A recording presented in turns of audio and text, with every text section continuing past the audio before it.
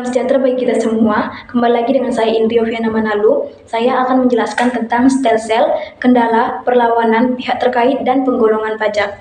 Yang akan kita pelajari di sini, yang pertama stelsel dalam pemungutan pajak, yang kedua kendala dalam pemungutan pajak, yang ketiga bentuk perlawanan pajak, keempat pihak yang terkait dalam perpajakan, dan yang kelima penggolongan pajak. Masuk kita ke stelsel pemungutan pajak. Stelsel pemungutan pajak di sini artinya sistem atau cara yang digunakan pemerintah untuk menentukan seberapa besar pajak yang dipungut kepada wajib pajak. Stelsel ini dibagi menjadi tiga. Yang pertama stelsel nyata. Di sini pajak dihitung berdasarkan penghasilan sebenarnya, sehingga pajak dipungut di akhir tahun. Dan yang kedua itu stelsel anggapan. Ini menghitung pajak berdasarkan perkiraan penghasilan setiap orang, walaupun di akhir tahunnya nanti itu belum tentu perkiraan ini sama dengan pendapatan yang sebenarnya, sehingga menurut stelsel ini pajak dipungut di awal tahun. Dan yang ketiga stelsel campuran. Ini gabungan antara stelsel nyata dan stelsel anggapan. Di awal tahunnya nanti pajak akan dihitung berdasarkan perkiraan penghasilan, namun di akhir tahunnya nanti akan disesuaikan dengan pendapatan yang sebenarnya. Ada pula kendala dalam pemungutan pajak. Yang pertama, kurangnya sosialisasi pemerintah.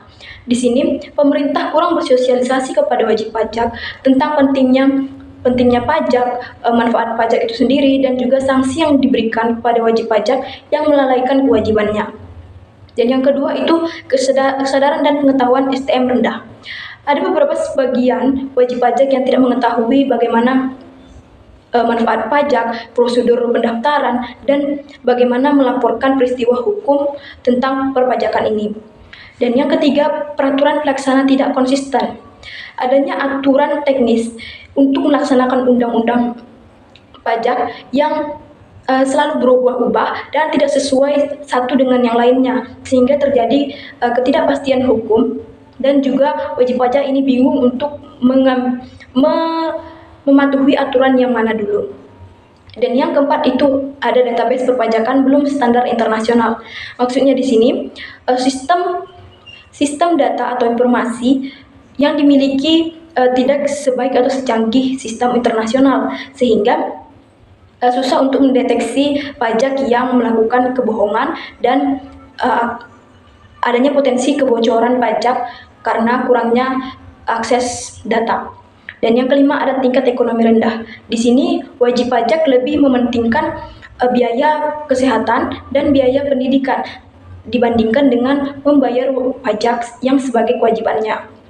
Dan yang keenam itu ada kesenjangan kepatuhan. Di sini masyarakat memanfaatkan aturan Indonesia yang lemah ini, sehingga mereka seenaknya atau tidak patuh untuk membayar pajak. Dan yang terakhir itu ada kesadaran manfaat masyarakat rendah. Di sini masyarakat banyakkan berpikir untuk apa membayar pajak, pasti hasilnya itu akan digunakan secara boros atau tidak tepat sasaran, sehingga mereka timbullah kemalasan atau melalaikan kewajibannya itu. Dan yang ketiga itu ada bentuk perlawanan pajak. Ada perlawanan pasif. Ini terjadi karena kebiasaan masyarakat, bukan kesenjangan. Contohnya masyarakat yang desa yang menyimpan uang di rumah atau menginvestasikannya ke emas, bukan di bank.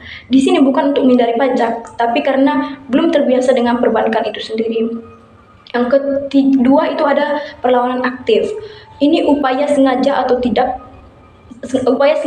tidak membayar atau mengurangi pajak. Bentuknya itu seperti penghindaran pajak dan juga penggelapan pajak. Penggelapan pajak ini seperti manipulasi datanya atau memberikan data yang palsu, sehingga mengurangi pajak yang diwajibkan kepada dirinya tersebut. Dan juga adapun pihak terkait dalam pemungutan pajak menurut pasal 2 ayat 1 UU Undang-Undang PPH. Yang pertama orang pribadi, itu kita sebagai masyarakat sendiri, seperti kita membuka praktek seperti dokter dan juga karyawan. Yang kedua itu ada badan. Badan ini seperti PT-PT, perseroan terbatas, badan usaha milik negara, badan usaha milik daerah. Dan yang ketiga itu warisan belum dibagi. Jika ada seseorang yang meninggal dunia tetapi warisannya belum diberikan kepada ahli waris, selama belum dibagikan, itu masih menjadi satu kesatuan dari subjek pajak itu. Dan yang keempat, bentuk usaha tetap. Di sini usaha yang berkedudukan di luar negeri tetapi mendapatkan penghasilan di dalam negeri. Di dalam negeri ini wajib juga memberikan pajak. Dan yang ada pula pihak terkait pemungutan pajak berdasarkan Undang-Undang HPP Nomor 7 Tahun 2021. Di sini yang pertama, pengusaha kena pajak. Pengusaha atau badan yang melakukan penyerahan barang kena pajak atau jasa kena pajak dan telah dikukuhkan oleh Direktur Jenderal Pajak. Peran pengusaha kena pajak ini adalah memungut pajak pertambahan nilai dari pembeli, membuat faktur pajak sebagai bukti, menyetorkan pajak ke negara, dan melaporkan dalam surat pemberitahuan masa pajak pertambahan nilai. Yang kedua itu ada pertumbuhan pajak pertambahan nilai yang ditunjuk Menteri Keuangan. Ini terdiri dari bendahara pemerintah pusat maupun daerah, badan usaha milik negara, serta pemegang kuasa dalam bidang minyak, gas bumi, dan panas bumi. Perannya di sini itu memungut pajak pertambahan nilai dari pengusaha rekanan yang menjual barang atau jasa kepada mereka, lalu menyetorkannya ke kas negara. Yang ketiga ada Direktorat Jenderal Pajak, lembaga pemerintah yang berada di bawah Kementerian Keuangan. Perannya adalah pengukuhan pengusaha kena pajak, mengatur sistem faktur pajak, menerima dan mengawasi laporan pajak. Dan yang keempat ada wajib pajak. Wajib pajak orang pribadi atau badan. Seperti yang tadi itu, jika telah dikukuhkan sebagai pengusaha kena pajak, maka wajib melaksanakan kewajiban perpajakan. Jika tidak dikukuhkan sebagai pengusaha kena pajak, maka tetap menanggung pajak pertambahan nilai ketika membeli barang atau jasa dari pengusaha kena pajak itu. Yang kelima ada konsumsi atau pembeli. Pihak yang pada akhirnya menanggung beban pajak pertambahan nilai karena pajak ini memang merupakan pajak atau konsumsi. Contohnya, ketika kita membeli pulsa seharga 100.000, maka akan dikenakan pajak pertambahan nilai 11%, sehingga harga yang dibayar menjadi 111.000. Masuk kita lagi ke penggolongan pajak. Ada penggolongan pajak menurut golongannya. Yang pertama, pajak langsung. Pajak langsung ini adalah pajak yang harus dipikul sendiri oleh wajib pajak dan tidak dapat dibebankan atau dilimpahkan kepada orang lain. Contohnya pajak penghasilan. Dan yang kedua itu pajak tidak langsung. Pajak tidak langsung ini yaitu pajak yang pada akhirnya dapat dibebankan atau dilimpahkan kepada orang lain. Contohnya pajak pertambahan nilai. Ada pula penggolongan pajak menurut sifatnya, yaitu yang pertama pajak subjektif. Ini pajak yang berpangkal atau berdasarkan pada subjeknya, dalam artian ini adalah memperhatikan keadaan dari wajib pajak itu. Contohnya seperti pajak penghasilan. Dan yang kedua itu pajak objektif. Pajak objektif yaitu pajak yang berpangkal pada objeknya tanpa memperhatikan keadaan diri wajib pajak itu. Contohnya wajib pertambahan nilai dan pajak penjualan atas barang mewah. Dan yang ketiga, penggolongan pajak menurut lembaga pemungutnya. Yang pertama, pajak pusat. Pajak pusat ini yaitu pajak yang dipungut oleh pemerintah pusat dan digunakan untuk membiayai rumah tangga negara.